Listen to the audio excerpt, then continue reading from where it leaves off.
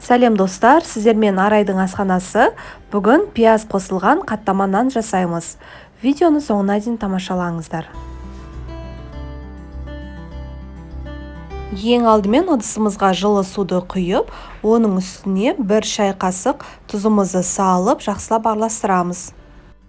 Одан соң 2 ас қасық сұйық майымызды қосып, ұнымызды аз мөлшерден қоса отырып, қасықтың көмегімен араластырып аламын. Одан соң қолымен жұмсақ емес, қатты емес, орташа мөлшерде шығатын қамыр илейміз.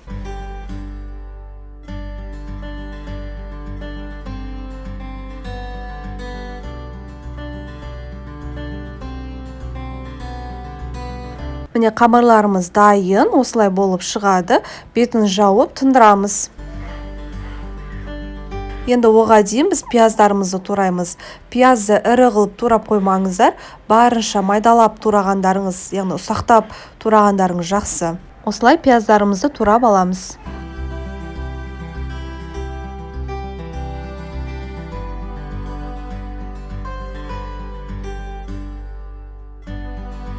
Енді дәміне қарай тұзымызды саламыз. Қара бұрышымызды және де паприкамызды салып, қолымызбен жақсылап араластырамыз.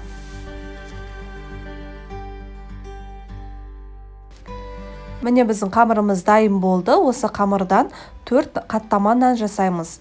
Әрбір қаттама нан орташа мөлшерде болып шығады, яғни біреуінің өзі тойымды болып келеді. Ең алдымен осылай шамалғаны ұн себе отырып, қамырларымызды жайып аламыз.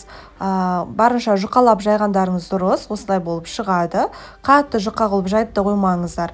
Одан соң оның үстіне сары майымызды ерітіп, әр қамырға 2 ас қасықтан сары майды жағып шығамыз. Енді оның үстіне пияздарымызды салып шығамыз. Пиязды дәл ортасына салыңыздар, жан-жағына шығып кетпесін, өйткені қазір орау барысында пияз сыртқа шығып кетуі мүмкін. Енді қамырларымызды дәл осылай орап шығамыз.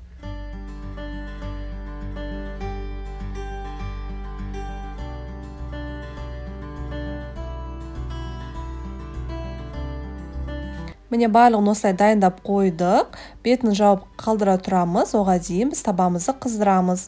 Табамыз қызып болғаннан соң, әрбір осы қамырымызды шамалғаны ұн сеуіп, табаның көлеміне келтіріп жайып шығамыз. Салмақты көп түсірмейміз, өйткені пияздар сыртқа шығып кетуі мүмкін. Осылай болып шығады. Енді табамыз қызғаннан соң астын орташа отқа қойып, әр қаттамаға 2 ас қасық майды құю арқылы қуырамыз. Көптеп майды құюдың қажеті жоқ. Алғашқы 2 минутында бетін жауып пісіретін боламыз. 2 минуттан соң келесі бетіне аударамыз. Енді крышкасын жабудың қажеті жоқ. Осы процесті тағы да бір рет қайталаймыз. Әрбір бетіне 2-3 минут уақыт кетеді.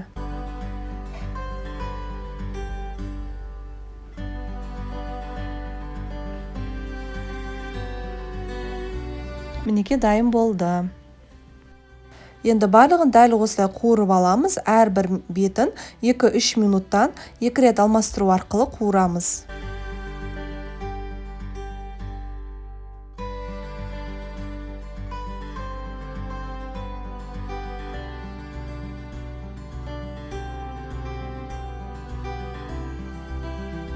Мінеке достар, біздің пияз қосылған қаттама нанымыз дайын болды.